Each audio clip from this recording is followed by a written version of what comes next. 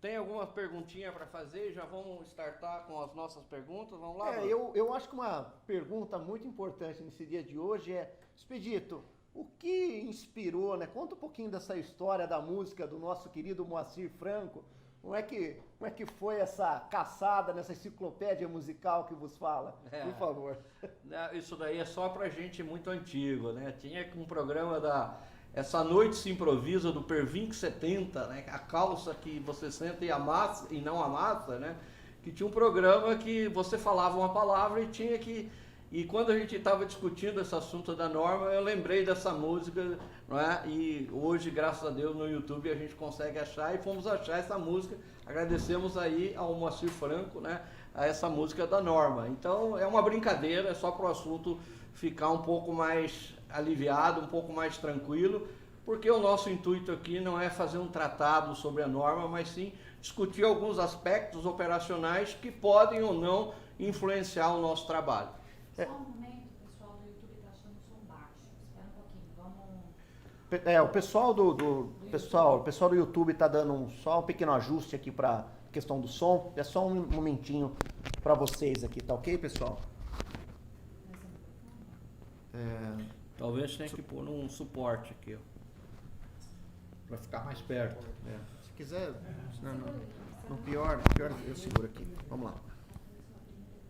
O pessoal, só para dar um detalhezinho, como é praticamente a gente está debutando aqui no Instagram, no YouTube, né, seu Expedito? A gente está fazendo disso uma escola para vocês. A gente vai fazer, quem sabe aí, com toda certeza, vários programas aí para trazer vários temas relevantes para o nosso mercado.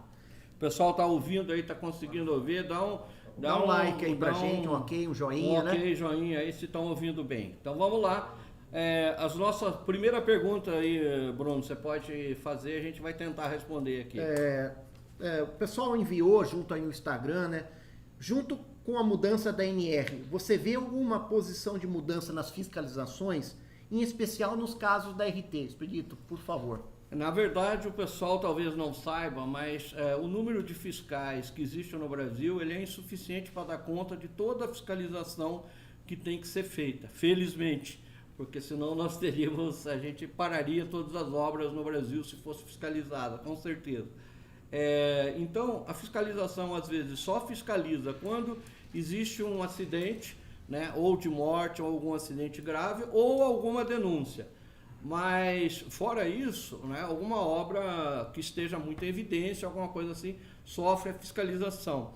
E a fiscalização, o ART, quem fiscaliza a emissão do ART é o CREA, que é a Anotação de Responsabilidade Técnica.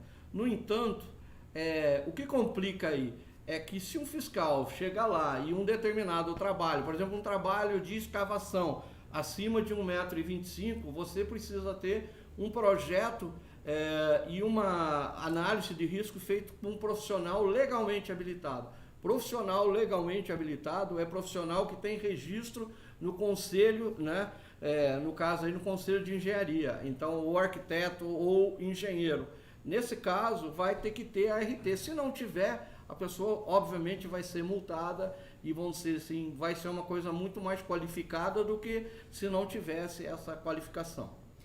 Queria antes de começar também aproveitar, mandar um abraço para o pessoal do Nordeste que está mandando várias perguntas, em especial ao nosso querido franqueado Luiz Henrique, aí da cidade de Petrolina. Mandar um super beijo a todos do Nordeste. Expedito, com sua experiência aí, o que você acha que é possível algum desses itens que saiu aqui da nova norma mudar até ela entrar em vigor?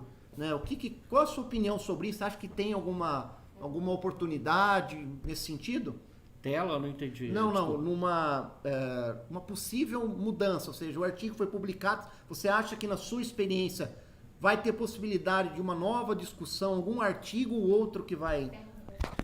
É o seguinte, na verdade, essa norma, existem vários tipos de norma. São as normas regulamentadoras, que são 36 normas regulamentadoras, que elas estão ligadas ao Ministério do Trabalho e à CLT. Elas procuram disciplinar, né, maneiras de se trabalhar. No caso, várias delas, como a NR6, a NR1, a 18, a 35, elas estão mais ligadas ao ramo de construção civil. A NR32, por exemplo, é ligada ao trabalho de hospitais, essas coisas desse tipo. E existe também as normas técnicas feitas pela ABNT, Associação Brasileira de Normas Técnicas, que disciplina como um produto deve ser feito, como você vai testar determinados produtos, né? Nós vamos falar aqui da norma regulamentadora NR18, que é Condições de Meio Ambiente na Indústria da Construção Civil. Quem faz as revisões, as normas constantemente estão sendo revisadas. Quem faz a revisão na norma é o CPM, que é o Comitê Permanente Nacional, né? E tem os comitês permanentes regionais. E esses comitês, eles são compostos de 3 partes, né? Uma parte de representante dos trabalhadores, das empresas e do Ministério do Trabalho. Dessa forma, eles estão sempre sugerindo mudanças e alterações. Pode ser que altere. O que é comum agora, por exemplo, está tendo uma alteração muito grande na norma. Então, eles republicam a norma inteira. Depois, caso haja alguma mudança, eles fazem alguma mudança através de portaria. Assim, não tenho bola de cristal, mas estou acostumado. Sempre eles fazem algumas mudanças. Até porque, na publicação dessa norma aqui, tem alguns errinhos, por exemplo, assim, que são erros ortográficos. O cara coloca assim 0,25, né, M, depois ele escreve 25 centímetros, né? A descrição disso já não está legal, quer dizer, indica de uma coisa e escreve do outro, mas isso é detalhe. Aproveitando também, Expedito, eu queria que você, acho que é uma pergunta que inclusive nós recebemos aqui pelos internautas, que você destacasse quais, na sua opinião, os pontos positivos aí desta nova mudança da norma e quais são os pontos que, na sua opinião, seriam pontos que impactariam negativamente. Eu não gosto muito da palavra negativa, mas que, de certa forma, burocratizam, dificultam o dia a dia do trabalho na construção civil. Na verdade, você falou muito bem. Eu acho que, como ponto positivo, essa norma NR18, ela veio meio que quase que numa cópia aos procedimentos da NR35, que ela sempre fala que antes de você fazer qualquer trabalho, você tem que fazer uma inspeção prévia na obra, né? Então, ela diz aqui, num dos itens da norma, que toda obra abaixo de 7 metros de altura e com menos de 10 profissionais, ou seja, qualquer obra, né, tem que ter o tal do PGR, que é o Programa de Gestão de Riscos. Então, toda obra vai ter que ter um programa de gestão de risco. E gestão de risco é isso daí. É você conhecer previamente o local onde você vai fazer esse trabalho e você, assim como você faz um projeto de execução de uma obra, você vai fazer um projeto de execução para combater os riscos. Vai ter, por exemplo, um trabalho, você vai cavar uma vala, mais de 1,5 metros. Quais cuidados você vai tomar para que não haja acidente? Você vai fazer uma parede alta, né? Vai fazer um trabalho em altura. Quais cuidados você vai tomar para que não haja acidentes? Por exemplo, você vai utilizar um andaime, né? Como é que você vai fixar esse andaime? Como é que você vai estar trabalhando? Como é que você vai instruir? Né? Então, se há alguma coisa importante, é isso. Eu acho que a norma ela é previdente nesse sentido, né? Você disse bem também, o que pode atrapalhar? Sempre essa questão da burocracia, ela atrapalha muito, porque começa a ficar tão burocrático que começa a atrapalhar. Lembrando que a obrigação de fazer esse projeto é sempre da empresa contratada. Por exemplo, eu contrato uma construtora para fazer uma construção para mim. A construtora é obrigada a fazer esse projeto, então, de prevenção de risco, que é o PGR, de gestão de riscos, né? Então, eu acho isso. Agora, de positivo, né, fala também da questão da capacitação. É muito importante, tem aqui alguns temas, por exemplo, como gruas. O cara tem que ter 80 horas de treinamento de formação de gruas, né, sendo metade de coisa técnica, no próprio ambiente do trabalho, e depois ele tem mais 40 horas assistido com outro profissional. Então, são 120 horas de treinamento para o cara começar a trabalhar numa grua. Para quem deu aula, eu já dei aula no colégio técnico, no tempo que eu dava aula, eu lembro que uma matéria tinha 120 horas durante um ano. Então, praticamente, se você colocar isso ao longo do ano, né, é mais do que 2 horas de aula por semana, praticamente. Então, é claro que um trabalhador faz isso 8 horas por dia, né? Mas, assim, é um cuidado muito importante para se capacitar os trabalhadores, para que o trabalhador realmente, quando entra na obra, ele tenha condições de operar aquele equipamento. Uma outra coisa importante é que, conforme o tipo de equipamento, você vai ter que ter o trabalhador treinado naquele tipo de equipamento. Por exemplo, se o cara tem uma plataforma de trabalho, tesoura, então o cara recebeu o treinamento para trabalhar com uma tesoura. Se ele for trabalhar com uma outra, com uma plataforma articulada, ele vai ter que ter um trabalho para se qualificar a trabalhar com a plataforma articulada, certo? Perfeito. Uma outra pergunta que eu acho que é extremamente importante para esse nosso encontro, né? Essa questão do treinamento, Expedito, né? Como é que vai ser ministrado, né? A norma fala sobre essa questão do treinamento, mas eu queria que você se pudesse explorar um pouquinho, né? Ou seja, vai ser no canteiro de obra, vai poder utilizar as plataformas via EAD, quer dizer, como é que a gente vai poder... Como é que isso, na sua experiência e naquilo que a norma diz, como é que isso vai ser conduzido agora? Basicamente, os cursos vão ser dados pelas empresas e pelos fabricantes, né? E na NR35, por exemplo, ela diz assim que o sujeito que for trabalhar qualquer trabalho acima de 2 metros de altura, ele tem que ser treinado por uma empresa qualificada, que tenha um profissional qualificado em segurança do trabalho, que tenha um RT e que tenha a descrição do assunto abordado, porque isso não é só você falar do trabalho em altura, mas você falar de respeito a todas as regras de trabalho, por exemplo, como é que você vai acessar uma rampa, então, existem essas regras. E no anexo 1 da norma tem também aqui, para cada tipo de equipamento, né, quantas horas vão ser dispensadas no treinamento. Então é muito importante, né, as pessoas estar atentas com isso. A Casa do Construtor tem uma universidade corporativa e a nossa universidade corporativa, toda vez que alguém entra para fazer aqui, já recebe esses treinamentos de norma, pelo menos o curso básico, né? Embora a Casa do Construtor não monte andaime, embora a Casa do Construtor não execute nenhum trabalho, mas a gente sempre se preocupa com isso. E nós, ao longo do ano, também fazemos vários treinamentos junto com os nossos fornecedores, que são nossos parceiros, né, no Brasil afora, né? Ano passado a gente teve mais de 4.000 horas homem, né? Assim, então foi muito importante, a gente se comunica bastante. E é importante, na minha opinião, eu acho que o que mais diminui acidente nas obras não é você ter uma norma rígida, mas é você ter um cidadão, um trabalhador qualificado, né, ciente de que o que ele está fazendo, né, está, vamos dizer assim, sendo importante para a segurança dele. Então, às vezes se cria uma norma muito rígida, mas não se dá treinamento, nem o próprio profissional, nem o engenheiro. Eu fiz curso de engenharia e eu nunca tive curso de norma no curso de engenharia, né? Então, é importante que às vezes as pessoas sabem que não têm acesso à informação, embora hoje ninguém possa dizer que não tem acesso a informações, porque tem acesso à internet, né? Então dá para vamos dizer assim, consultar a internet a qualquer tempo. Mas mais do que isso, é importante você conversar com seus pares, né, e trocar dificuldades. Como é que a gente resolve determinadas situações? Aproveitando, tá, gente? É um privilégio aqui. A gente acabou de receber os dados. A gente está falando ao vivo para mais de 120, né, usuários, né? Então, esse é um grande privilégio aí estar falando com vocês. Só lembrando, tá, pessoal?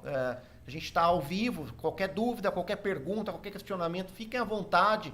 Tem uma equipe aqui por trás ajudando a gente e isso faz com que o nosso bate-papo se torne cada vez mais interativo.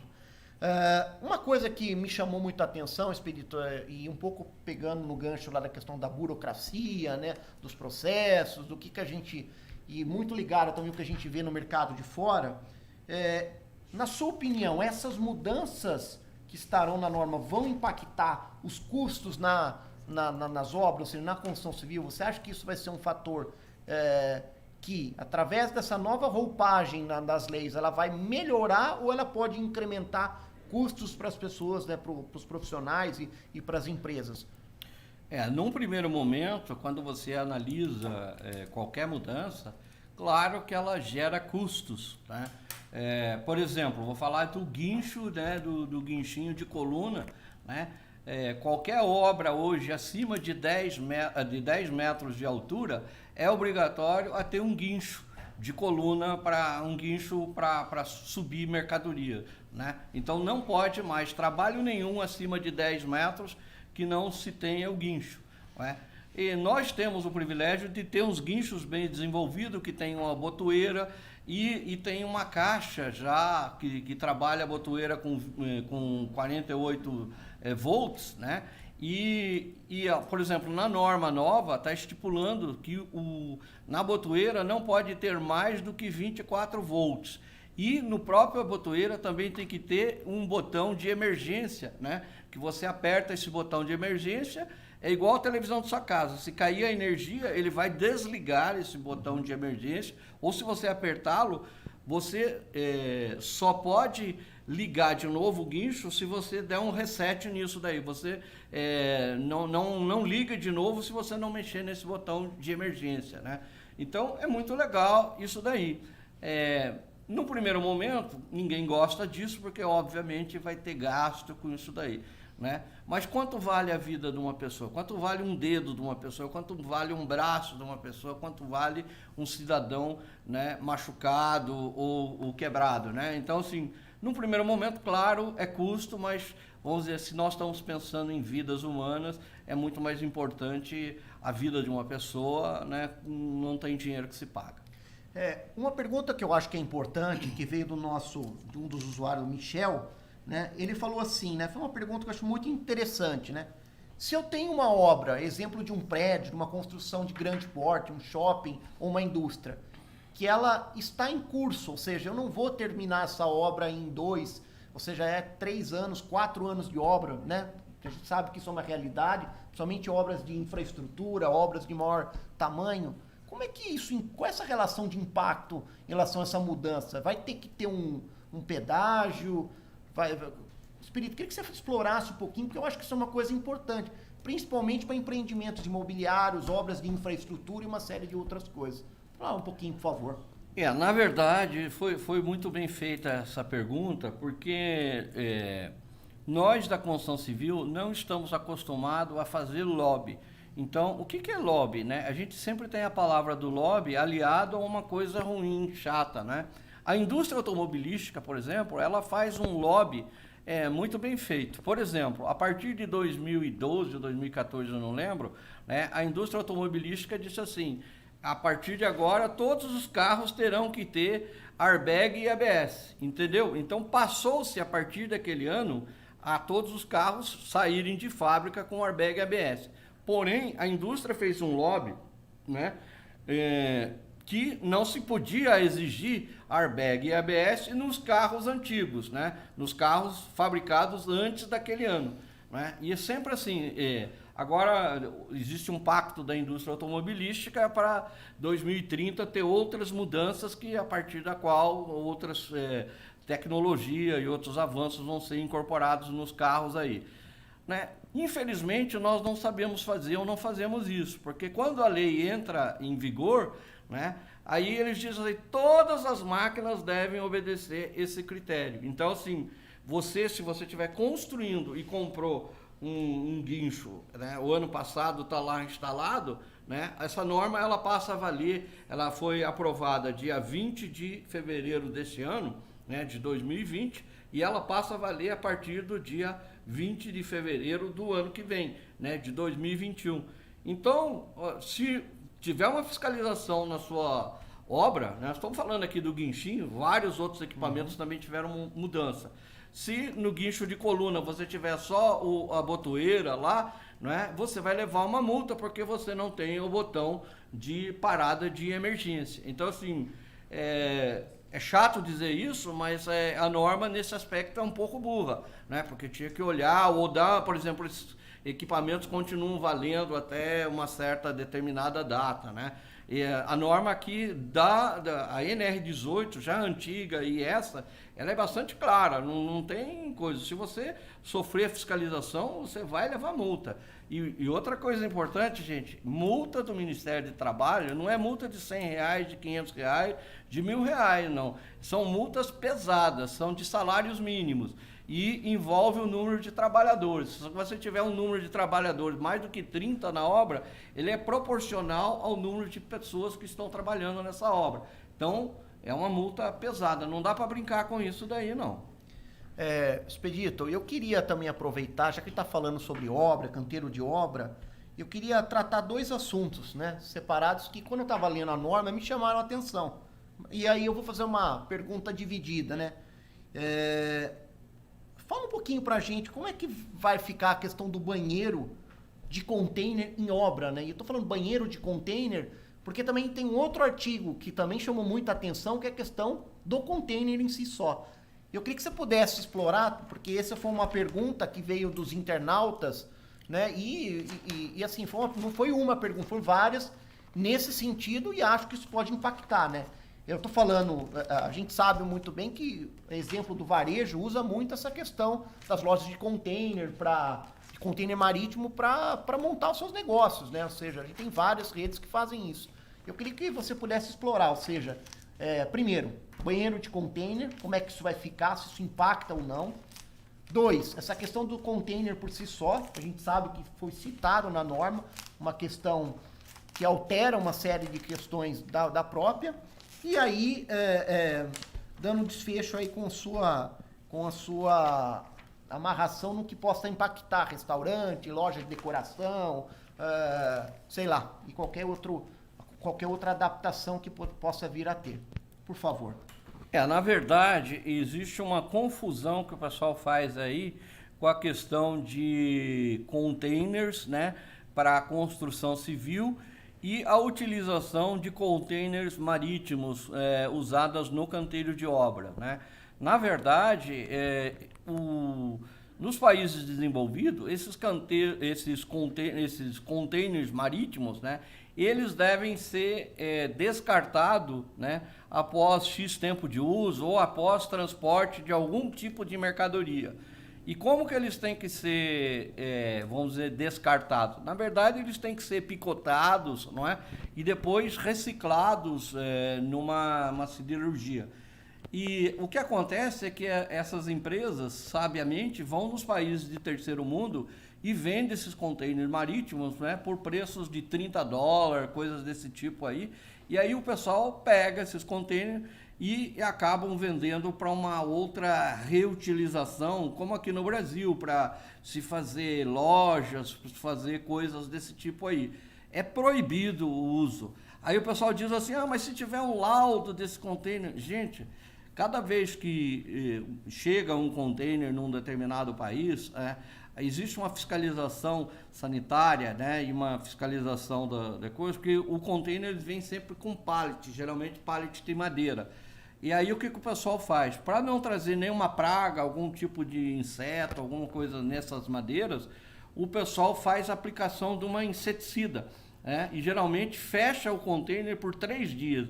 Então, mesmo que você tire depois essas mercadorias de dentro do container, a parede dos containers vão ficar impregnadas de inseticidas e coisas, venenos de toda quanto é tipo de ordem. Aí o cara diz, não, mas eu lavei o container, né? Quem garante que você... Imagine 1, 2, 3, 10, 50 vezes, né, a aplicação de inseticida nisso daí, isso fica impregnado. Sem falar de outros produtos radioativos, produtos de qualquer tipo de espécie. Então, é proibido a reutilização desses containers. E agora a norma foi muito clara, ela está dizendo assim... É proibida a utilização de container marítima, né? Esses containers que foram utilizados para reutilização, né, de cargas, que foram transportadas carga, como áreas habitáveis, né, nos canteiros de obra. E, por conseguinte, também essas lojas containers que estão sendo feitas por aí, né? Vai ser um impacto muito grande na economia.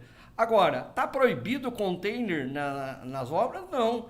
Existem empresas no Brasil, fabricantes de container, a Eurobras, a Solda Topo e outras tantas, que fabricam containers que são específicos para as obras. Então, são containers novos e que não são containers marítimos, não são containers para transporte de carga, são containers para habitação.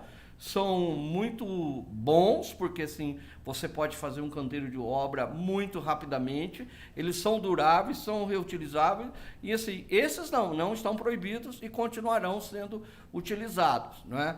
Então é muito importante essa questão aí, né? Tem até restaurante hoje sendo instalado nesses containers marítimos, isso daí está proibido, não é? E isso daí vai ser um problemão, porque essas lojas vão ter que passar por transformação. Aproveitando, tá, gente? A gente tá aqui com uma meta de atingir 200 pessoas online aqui. Vamos lá, vamos aproveitar, vamos curtir a experiência. Eu queria aproveitar, né, Expedito, como algumas pessoas me mandaram aqui algumas perguntas, muito sobre equipamentos. Se você pudesse dar um overview pra gente. Primeiro delas, a Sabrina de Itajaí comentou um pouquinho sobre serra bancada, tá? Se se houve alguma alteração nesse sentido. O Gilmar Madeira, né, a questão da multa, né, no caso de um equipamento que não está na norma, para quem vai essa multa? Construtor, é o locador, quer dizer, uma coisa nesse sentido. Então, pera um pouquinho, vamos responder.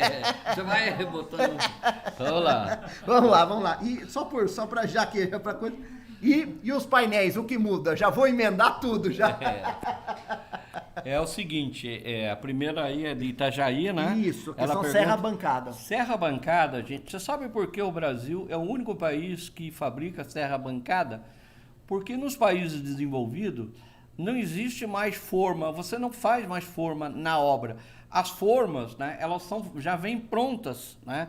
E nas empresas onde se faz a forma é como se fosse um Lego. Né? Elas são produzidas numa carpintaria onde você tem uma máquina, né? Uma esquadrilhadeira, que é praticamente uma máquina inteira automatizada. Então, o cidadão, a pessoa, não coloca a mão lá para cortar. Então, praticamente é impossível atender a NR12, né, e a NR18 no quesito serra circular. Nos países como a Alemanha, né, existem formas já padronizadas e a tendência é ocorrer isso aqui no Brasil. Inclusive, né, há um estudo da norma de se transformar, como a gente tem hoje madeira 6x12, 6x16, caibro 6x5, 6x8, ripa, então você faz uma padronização.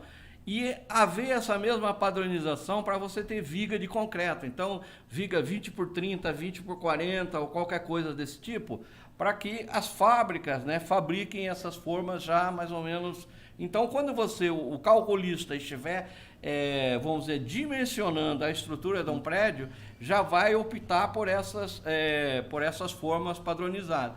Então, tal qual está hoje na norma, né, praticamente nós não temos nenhuma máquina nacional capaz de atender, né, o quesito de serra circular. Porque fala assim, ó, a serra circular tem que ter a parte de baixo da serra totalmente fechada.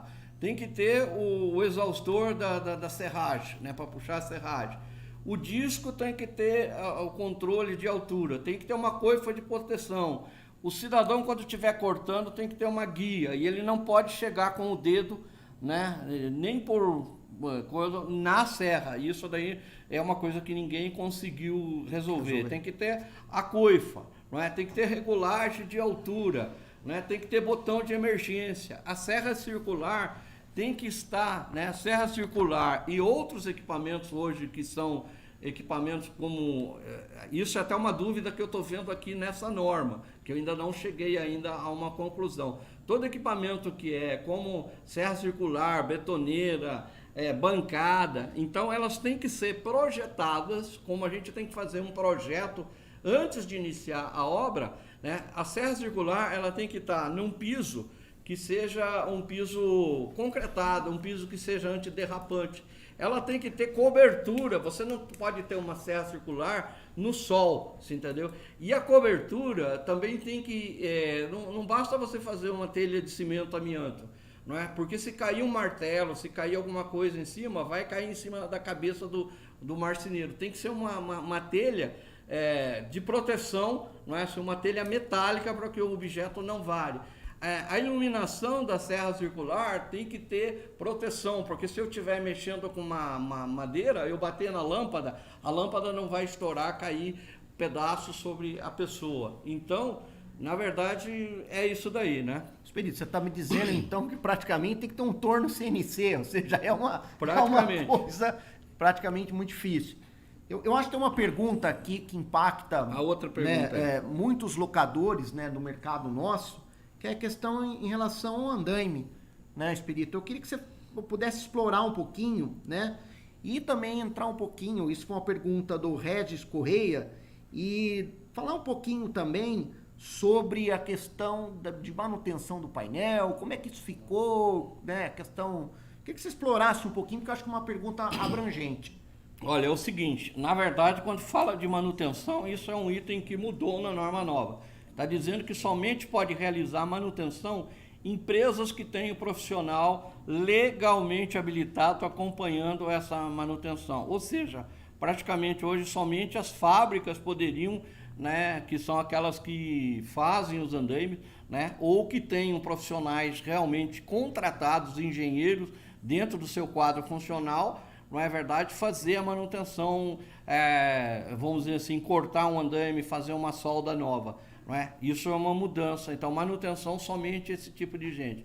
Na verdade, outra coisa que mudou na norma, diz assim, os andaimes só podem ser montados agora, né, sem amarração, até 4 vezes a menor largura. Tipo um andaime de 1,5 por 1,5, esse andaime até 6 metros sem amarração, que já era isso na norma antiga. Né? A partir daí, o andaime tem que ser amarrado, e tem que ter um projeto, né, para você possa montar. Então, a partir de 6 metros, o andaime de 1,5 por 1,5, você teoricamente tem que... Teoricamente não, de acordo com a norma, você tem que fazer um projeto para esse andaime. O que me preocupa é o seguinte, que na verdade você não tem nem o projeto da casa, né, e daí vamos exigir o projeto do andaime. Né? Assim, a minha preocupação é sempre assim, é melhor você qualificar o trabalhador do que você fazer essas exigências que são burocráticas, né? Então, e vamos dizer, isso só atrapalham as obras, né? Na minha opinião. Um outro internauta junto com a gente, Ramon Flores, falou em relação se você viu alguma coisa sobre conjunto de instalações sanitárias no canteiro de obras, lavatórios e a questão de chuveiros, se houve algum impacto direto, se houve algo distinto nesse quesito. Isso daí eles estão copiando um pouco o Código Sanitário Estadual. Na verdade é um banheiro para cada 20 pessoas, o banheiro não pode estar mais do que a 150 metros do posto de trabalhador e não pode estar mais do que a 15 metros de altura, você tem que ter um banheiro, um lavatório, essas coisas todas aí. Então, são itens que estão especificados na norma, eu estou achando assim que a norma está entrando muito em detalhes, entendeu? E aí ela vai ficando cada vez mais complicada de se trabalhar. Mas tem uma certa preocupação, porque antigamente você tinha, por exemplo, principalmente nas estradas, né, pessoal cortando grama, não é? E não se tinha um banheiro. Uhum. Eu já vi hoje várias empresas, empreiteiras, em que o cara está cortando grama e tem lá um maçaveirozinho, né, puxando uma carretinha com um banheiro químico, né, porque é nada mais justo do que o trabalhador ter esse conforto, essa necessidade que é básica.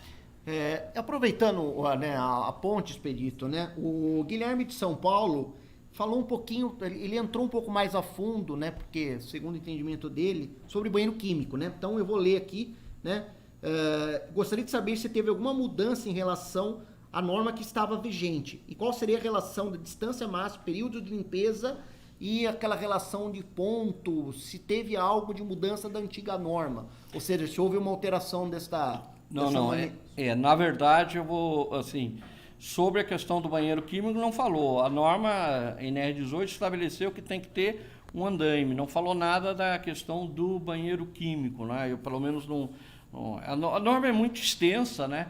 E assim, eu peço desculpas aqui se eu não conseguir entrar muito no detalhe, mas eu não vi nada a respeito dessa alteração aí da questão do banheiro químico. A norma fala com relação à exigência do banheiro. Pode ser um banheiro feito através de uma instalação comum, num container comum, como a gente viu aí, que esses containers que a gente tem, né? E o banheiro químico, o que diferencia do banheiro químico é que realmente ele tem que ter, você tem que dar um tratamento dos resíduos que estão lá e uma periodicidade para se fazer limpeza. A limpeza, assim, da caixa em si qualquer um faz, mas eu estou me referindo aqui à limpeza do líquido que fica, né, do dejeto que fica lá, né?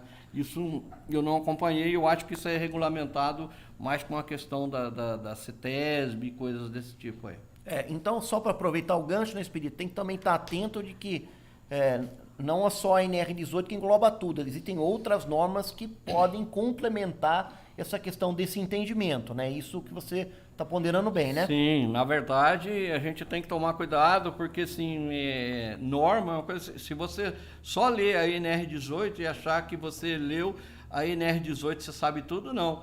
A NR12 ela é uma norma que fala sobre a fabricação de cada tipo de equipamento. Por exemplo, algum tempo atrás, né, o pessoal da ALEC, nós fizemos um trabalho muito grande na questão da betoneira, porque havia muita controvérsia sobre o uso da betoneira, de prender o dedo na cremalheira, de um motor, de você ter justamente um botão liga e desliga, do botão de emergência, de você ter uma chave, inclusive isso também para a serra circular, de você ter uma chave para que... o que acontece é que às vezes o pedreiro, o carpinteiro não é o cidadão que se acidenta naquele tipo de equipamento. É que na hora do almoço, né, o servente vai lá, outra pessoa vai lá e usa aquele equipamento e daí acaba se acidentando porque ele não sabe como é que utiliza aquele equipamento. Então a norma também pôs que esses equipamentos têm que ter chave, né? Então, assim, a gente reclama, mas tem uma certa razão de ser.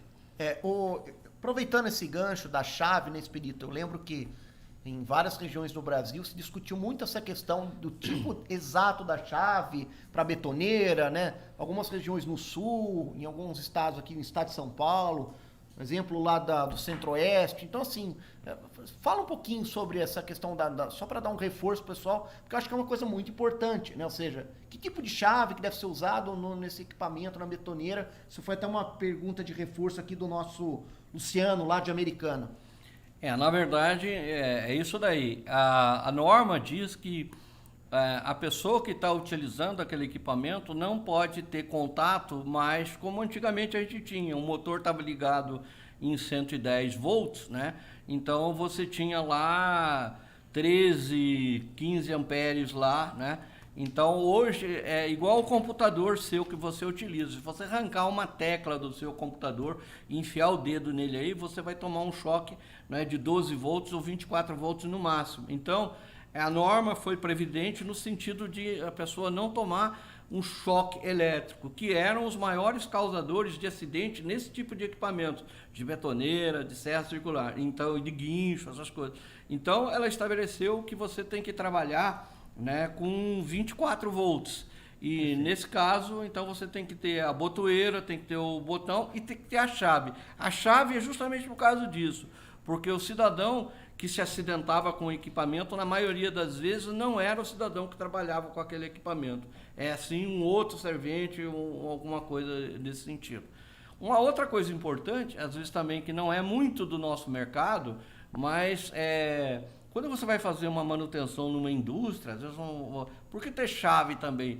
Porque às vezes o cara entra dentro da máquina para fazer manutenção. Então, o cara entrar lá dentro e vai um outro cidadão e liga a máquina. Também aconteceu muito isso daí. Aí o cara se acidenta, o cara morre lá dentro da máquina, né? Porque o outro não viu. Então, toda vez que você for fazer manutenção numa máquina, né? Você tem que desligar lá o disjuntor, tem que pôr um cadeado lá, dizendo a máquina em manutenção e tem que sinalizar corretamente, né? Então essas são evoluções que eu acho que são importantes na norma, né? Num primeiro momento elas geram despesa, mas depois eu acho que elas economizam vidas. A gente está recebendo várias perguntas aqui, tá, pessoal? Eu tô olhando um pouco para baixo, olhando aqui muito legal a participação de vocês. Estamos quase atingindo aí 200 pessoas online aí na nossa rede. E eu queria só aproveitar, tá, Expedito? Eu acho que surgiu uma dúvida sobre o container, mas acho que é só para a gente acho que fechar o tema, que é do Thiago, lá de Cachoeiro do Itapemirim, né, sobre container de almoxarifado, né? Ou seja, não tem, acho que alguma coisa específica na norma, ou ela falou mais generalista, ou seja, container de almoxarifado segue o padrão daquilo que foi estabelecido na norma. Você poderia explorar um pouquinho só, por favor? Eu estou aqui com a norma, né? Estava tentando achar aqui essa coisa. Ela diz assim que é proibida a utilização em canteiro de obra, né? Então eu não sei qual foi a ideia do pessoal quando eles dizem assim, em canteiro de obra, a utilização do container que já foi utilizado para transporte de carga. Então, assim, eu fico na dúvida, porque o em é um adjetivo que indica no local da obra, sim, né? Sim. Eu não sou aqui grande entendedor de português, mas quer dizer isso daí. Eu fico na dúvida. Eu acho que não pode utilizar nem para guardar cimento na obra, né? Porque assim, o pessoal vai acabar tendo que entrar dentro disso. Então, ele é proibido, né, a utilização desses daí em canteiro de obra. Então, essa é a palavra, né? Agora, é uma discussão para ser feita. Então, não pode utilizar como moradia ou como coisa assim, que aconteceu lá com os meninos do Flamengo, né? Que foi no ninho do urubu lá, que pegou fogo, né? O que aconteceu é que esses containers, por exemplo, só tinha uma porta também, e a porta abria para dentro, né? Assim, horrível. Então, quer dizer, uma das coisas que recentemente a gente esteve lá nos Estados Unidos, esteve na área, notando que todas as portas de restaurante nos Estados Unidos abrem para fora, né? Porque assim, se você pegar fogo, né, você vai empurrar para fora. Então, você imagina na hora que está pegando fogo, você fala assim, ó, espera um pouquinho aí, eu vou puxar a porta entendeu? Para depois a gente sair, né? Tá todo mundo na correria, entendeu? Já levantou aqui o meu backstage aqui já falta pouco tempo. Eu queria tentar dar uma sintetizada, tá, gente? Acho que é uma pergunta extremamente importante aqui pelo Regis Correia. Ele mandou sobre obra particular, tá, Expedito? Uma reforma, por exemplo, vai ter que ter projeto também, seguindo a nova NR18, ou seja, eu tô lá fazendo uma reforminha na minha casa, eu vou passar uma tinta na parede, né? Como é que isso vai funcionar? Isso impacta, não impacta? Ou a norma é para todos? Isso é uma pergunta bem boa. Na verdade, a norma é para todos, né? Então, sempre que você for fazer uma reforma, o ideal é assim, sempre quando você está doente, você vai aonde? No médico. Então, quando você for fazer uma reforma, o certo era pesquisar um engenheiro, um arquiteto, para acompanhar a construção. A gente está lembrado recentemente de um caso em que o pessoal começou a fazer, né, uma reforma num prédio lá no Ceará e bateu nas colunas de baixo, porque estavam tudo meio com bicheira, com problema desse tipo aí, com um martelinho de 10 quilos, a gente viu lá, o prédio caiu o prédio inteiro. Na verdade, assim, um engenheiro cauteloso, né, e lá parece que foi até uma insanidade do cara, não sei, né? Então, assim, um engenheiro cauteloso vai determinar se deve ou não. Se você vai fazer uma pintura, provavelmente não precisa de nada. Mas nos condomínios, depois dessa obra aí, já estava aprovada uma lei, porque no Rio de Janeiro também teve 2 prédios que as pessoas estavam reformando e um prédio caiu e derrubou outro, né? Foram 2 prédios que caíram justamente por questão de reforma. Então hoje, quem é síndico de condomínio sabe muito bem que qualquer reforma feita em prédios, não é? Você tem que ter um ART, anotação de responsabilidade, e um engenheiro assinando por aquilo lá. Então, é burocrático? Mas tem que ter. Até porque hoje tem muitos prédios sendo construídos com blocos, né, de cimento autoportante. Então não tem vigas, não tem estrutura, a própria parede é a estrutura. Se você derruba uma parede, você pode derrubar um prédio, tudo que está para cima daquilo lá.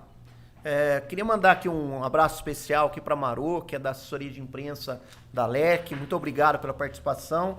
E eu queria também, Expedito, aproveitar, né, o Carlos Alencar, lá de Teresina, e vários outros internautas mandaram assim, se você fosse em um item eleger qual é a principal mudança que para você, voltado ao segmento nosso, impacta, qual seria? Se você tivesse que falar uma na sua visão, qual seria? Eu acho que o que mais impacta aí é a questão da exigência de ART, de projeto para andaimes acima de 6 metros, porque o andaime é o equipamento que mais se utiliza nas obras, então assim, é uma exigência, na minha opinião, um pouco pesada, né, e injustificada, porque esse tipo de andaime que a gente utiliza, né, a gente nunca teve problema do andaime cair, o andaime quebrar, alguma coisa assim. É sempre, se o andaime cai, é porque as pessoas não apoiaram o andaime corretamente. Então, assim, o andaime em si não tem problema, né? O problema é você fazer as amarrações, é ter essa questão direito. Eu acho que a questão do andaime é a exigência do projeto de andaime acima de 6 metros para esse andaime comum que a gente utiliza é a pior coisa. Vamos lá. Acho que uma outra pergunta na linha, né? Voltando um pouquinho à questão do andaime, que a Amarô que mandou, né? Se a construtora ou o empreiteiro não apresentarem o projeto para andaime acima de 6 metros, as locadoras podem alugar mesmo assim? É uma pergunta importante para o segmento. Não, a locadora, na verdade, as locadoras, elas são responsáveis por alugar o equipamento conforme a norma. E o andaime, por exemplo, ele obedece à norma brasileira, a norma técnica, a NBR 6494, que é de 1968, se eu não me engano. E ela determina a espessura do andaime, o andaime tem que ter 4,2, as paredes do andaime tem que ter 2,65. Então, assim, nós temos fábricas hoje, fabricantes muito bons, e os andaimes que estão aí são andaimes bons, né? Então, quem utiliza é que vai ser obrigado, porque assim, eu falei aqui, as empresas contratadas, né, são obrigadas a fazer o inventário de riscos, né? É a NR 1844, né? Então, no item 18.44 está dizendo que todas as empresas contratadas, elas são responsáveis por apresentar esses projetos, porque elas que vão mandar, elas que vão fazer as análises de risco, então elas que têm que apresentar isso daí. É óbvio, sempre com a orientação do fabricante, né? O locador pode até ajudar na orientação, mas o dever de fazer o projeto é da empresa contratada, né? Que no caso, a construtora aí. Eu acho que aí tem uma pergunta, né, Expedito, do pessoal, que eu acho que faz muito sentido, né? Ou seja, do Danilo Padula e o Gilmar Madeira, a respeito da multa, em caso de fiscalização, né? Numa situação dessa, de quem é a responsabilidade? É isolada, ou seja, olha, é só da construtora? Como é que isso funciona, Expedito? Na sua experiência? Na minha experiência diz assim, na verdade o juiz vai querer achar um culpado para a situação. No caso, assim, quando você é proprietário de uma obra, você contrata uma construtora, por exemplo, ou um empreiteiro. Essa construtora deve se adequar a todas as normas e não pode se alegar que ela não conhece ou desconhece determinada coisa. Então, a culpa passa a ser dela. Então, por exemplo, se houver uma multa, vai ser dessa construtora. Se essa construtora não tiver como responder por isso, vai cair para o proprietário, entendeu? Também pode cair no locador, porque determinadas coisas, como a norma hoje está assim, o juiz, ele mete a caneta e solta a coisa para todo mundo, entendeu? Mas, no primeiro motivo, é da construtora, e o responsável pela obra, o dono da obra, se a construtora não responder, não pagar, ele paga. Inclusive, assim, se a construtora contrata gente sem registro, né, profissionais que não estão de acordo, no fim, né, o proprietário responde por tudo isso daí. Então, é muito importante quem for contratar empresas que estão legalmente habilitadas, que estão certinhas, né? Acho que aqui também tem uma história nesse período que eu acho que é bom frisar, né?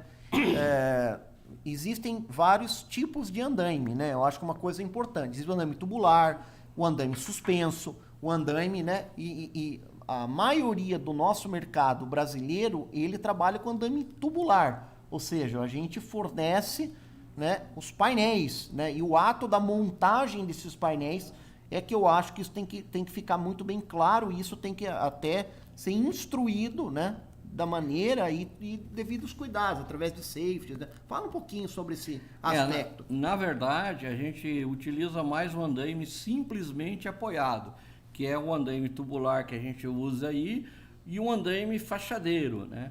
Já na norma anterior, já dizia que o andaime fachadeiro ele tem que ter um projeto, porque na maioria das vezes ele é amarrado e ele vai estar na fachada inteira do edifício. Qual a vantagem de um andaime fachadeiro sobre um andaime tubular? É que o andaime fachadeiro, você, a cada 2 metros de altura, você pode ter uma plataforma de trabalho. Então, imagina que você tem que reformar a fachada de um prédio inteiro, né? O melhor tipo de andaime para fazer isso é o andaime fachadeiro, que aí você vai trocar o revestimento do prédio inteiro, você vai ter gente trabalhando em todas as plataformas, né?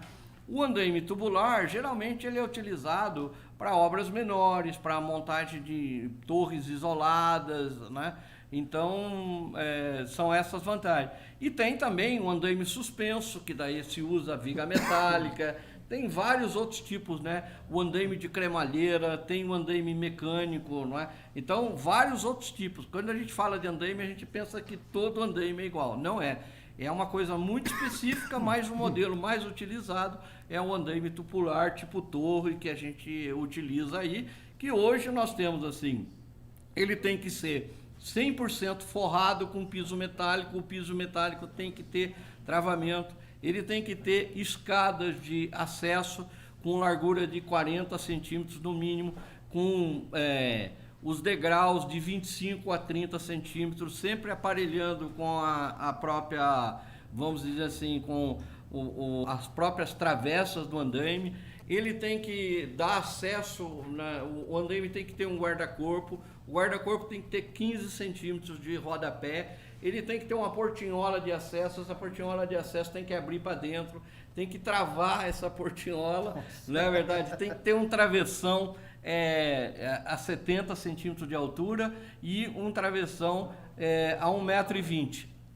Agora, nessa norma atual, né, ele está, na verdade, temos aqui até já uns desenhos trazidos aqui pelo Fábio, né?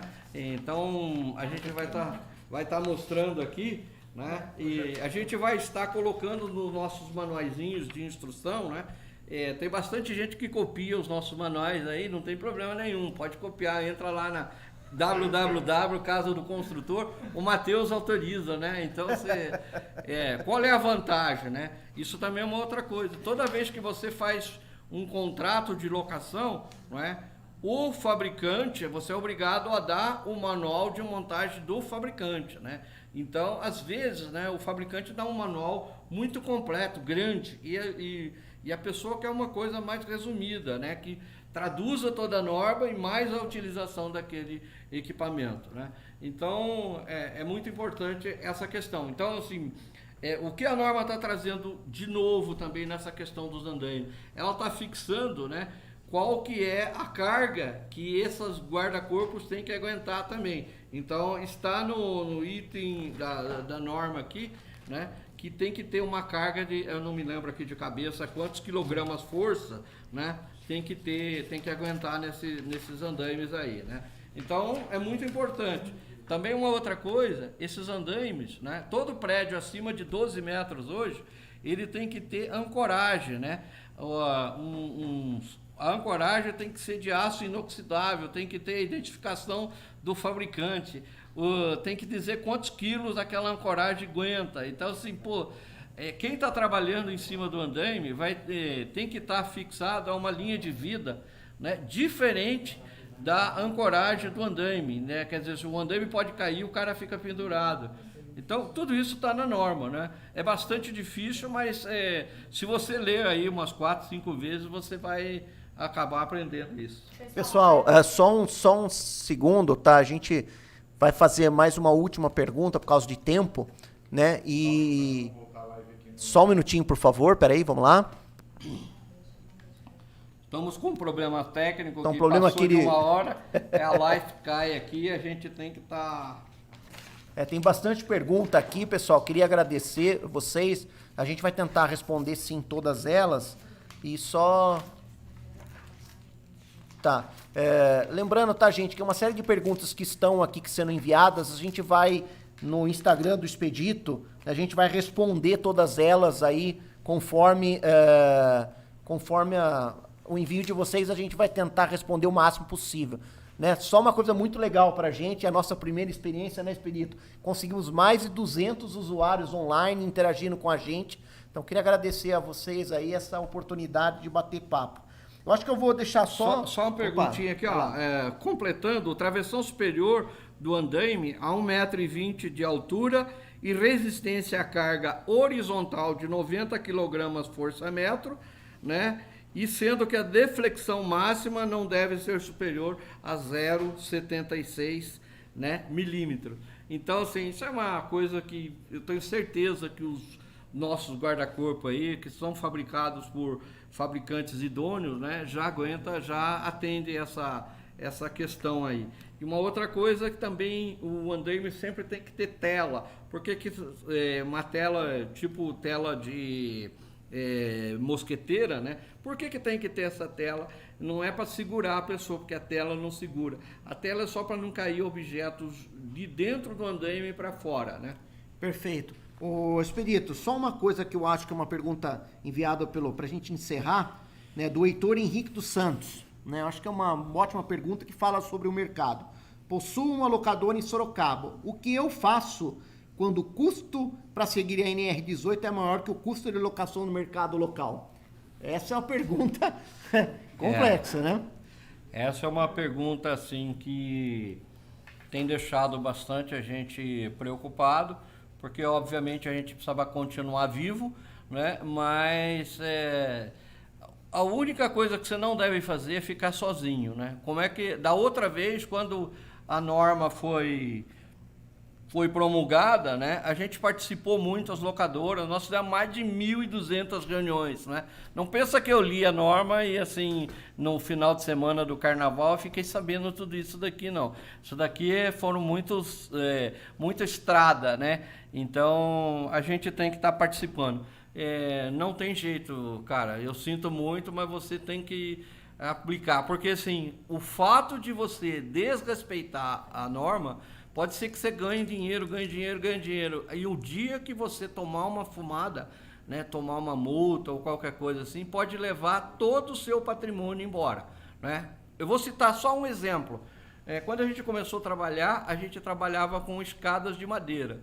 Aí eu, num contato com outro amigo nosso, né, que era locador numa outra cidade, ele falou: eu estou respondendo a um processo crime porque eu aluguei uma escada de madeira e o cara se acidentou, caiu, quebrou a coluna, né? Aí tinha havido um parecer de que ele tinha que pagar para o cara, né, até os 65 anos de idade. Então você vê, o fato dele usar uma escada de madeira que tinha problema, né, resultou para ele numa dívida incalculável. Então é melhor você trabalha legal, quer dizer, a partir daquele momento nós passamos a utilizar somente escadas de fibra, né? Então, e um outro detalhe importante, a norma também mudou as escadas de fibra. Está dizendo assim que todo degrau de escada ele tem que ser antiderrapante. Não pode ser mais aquele degrau redondo, não é? Que um caninho liso, né? Vai ter que ter onde você põe o pé, tem que ser antiderrapante. Você vê que tem coisa na norma que não para mais, pessoal. Assim, mais perguntas, mais coisas que vocês queiram fazer, não é? Tem mais aqui algumas, pessoal, mas infelizmente pelo tempo a gente não vai ter capacidade de responder aqui ao vivo. Eu só queria complementar, Expedito, que é por isso que é nessas horas que você falou bem do espírito associativo, que eu acho que é extremamente importante, né? Eu acho que existem as entidades representativas de classe e a gente precisa aprender a se organizar para trabalhar em conjunto.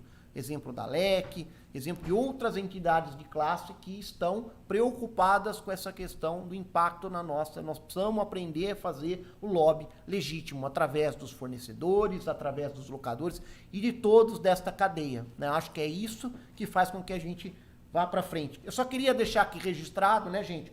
Para seguir a gente aqui no Instagram do Expedito é @expeditoarena com X. E também da nossa casa, franquia@casadoconstrutor.com.br. Tá? Qualquer dúvida, qualquer dificuldade, por favor, envie pra gente que a gente responde. E agora, que eu acho que é para encerrar, eu gostaria de uma palhinha com todos os presentes aqui ao vivo.